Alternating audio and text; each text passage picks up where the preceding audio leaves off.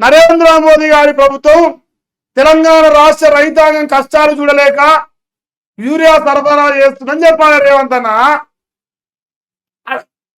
Credit ఏమో బీజేపీని ఇయ్యరు, కానీ బదనామేమో బీజేపీని చెప్తారు.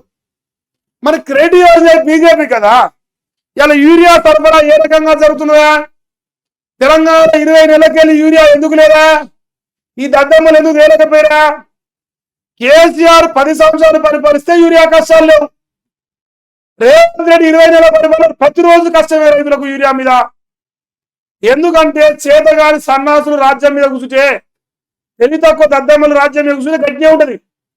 వాస్తవానికి కల్వకుంట్ల చంద్రశేఖరరావు గారు ఇలా ముఖ్యమంత్రిగా ఉంటే బరాబరే చెప్తాను.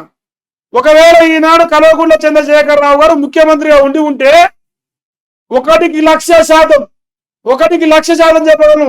యూరియా